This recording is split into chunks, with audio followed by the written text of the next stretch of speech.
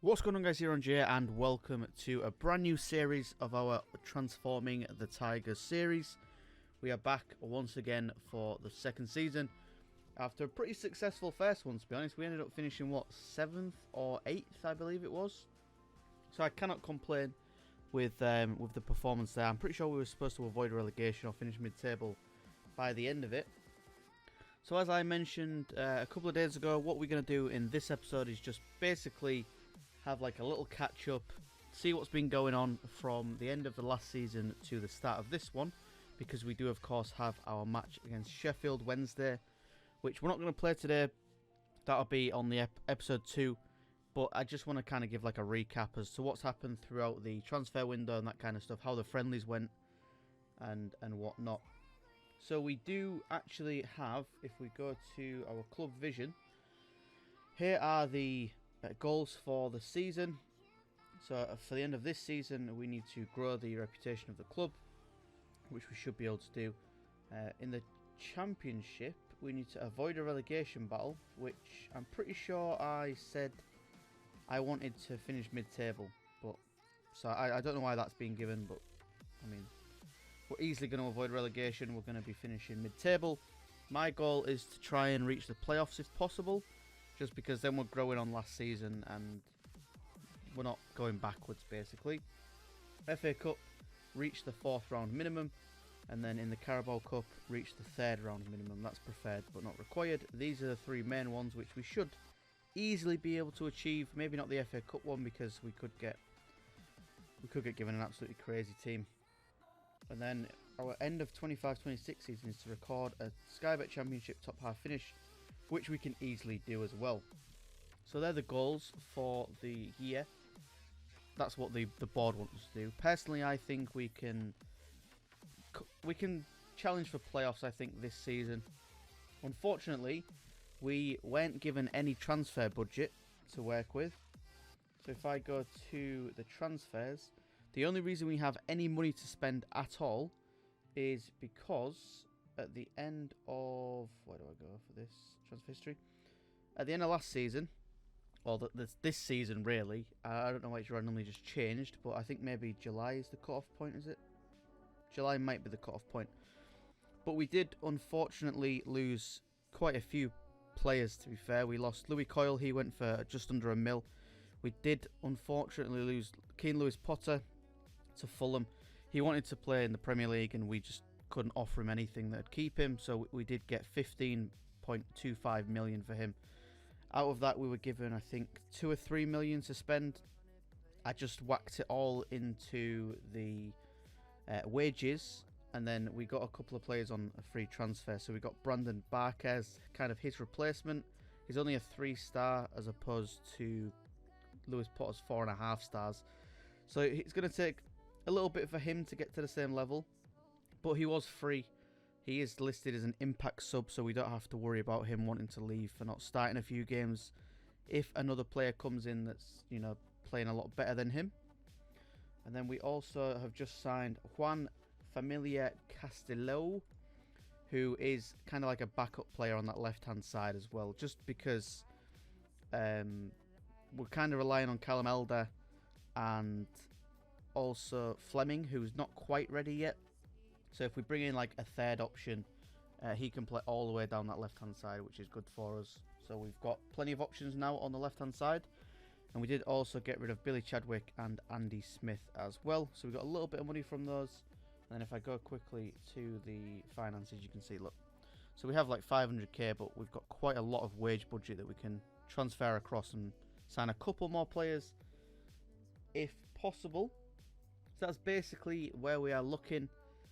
Like I said, I want to be trying to hit the playoffs if possible, but with no transfer budget, it's going to be a tough one, especially when you look at kind of like the teams that, you know, people like Sheffield United have. Look, they've got like 4 stars across the board, I'm pretty sure.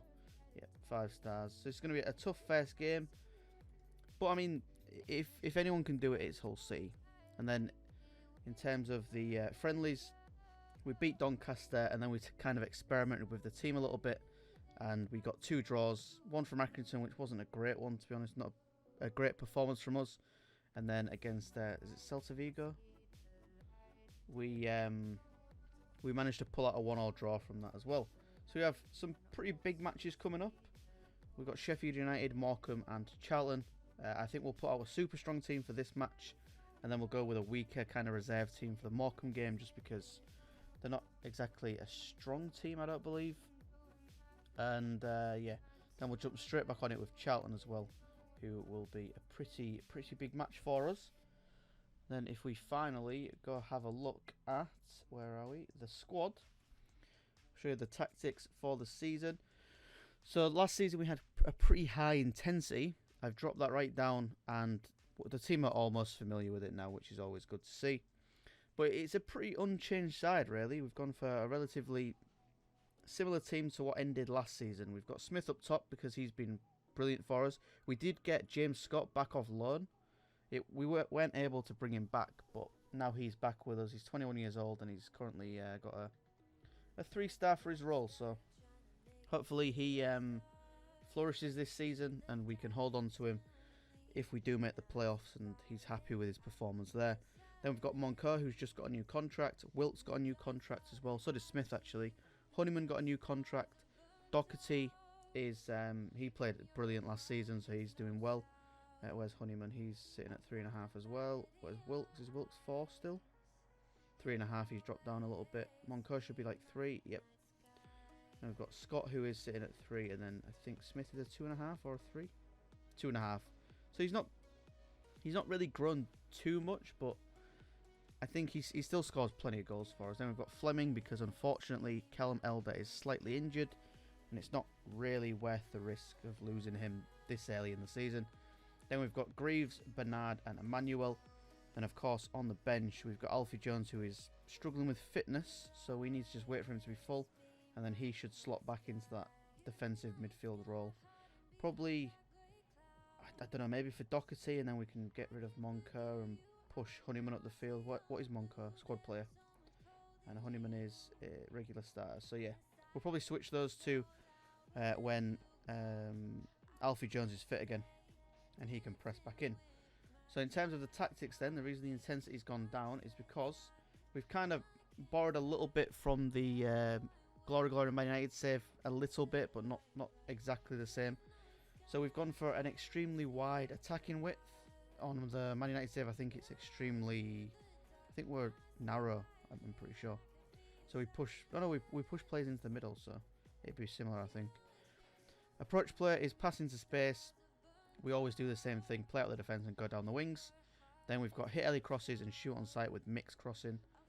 Slightly more direct, standard sometimes, play for set pieces, dribble less and be more disciplined. Then in transition, we've got regroup, hold shape, slow the pace down, distribute to the centre backs and the full backs, roll the ball out. That's exactly the same as it has been all season, and the same as the Man United save as well. And then we play the offside trap. We play a pretty high line, good nice high defensive line, lower line of engagement. That might bite us in the ass when we're against a team that've got a really fast player on the wing, and if they can beat that offside trap, then we might be screwed. But we do force players out wide, just so we kind of recover from this extra wide formation we're playing. Tight marking, it doesn't really matter if we put it prevent or not, it doesn't really matter for us. And then we stay on feet with the tackling as well. So that's basically how the team is looking. They're the goals for the season. We'll see how we are at the end of it. But yeah, that's a recap. That's where we are up to date. We've got a little bit more money to spend, so we might do that in the next couple of episodes. But next one coming up is going to be Sheffield United and Morecambe. And just to get the month out of the way, because if we go to our schedule, that's 3 matches right there. So we there's a small chance we do 3 matches next episode, but we might just stick to the 2 like the normal schedule was suggesting. But we'll see.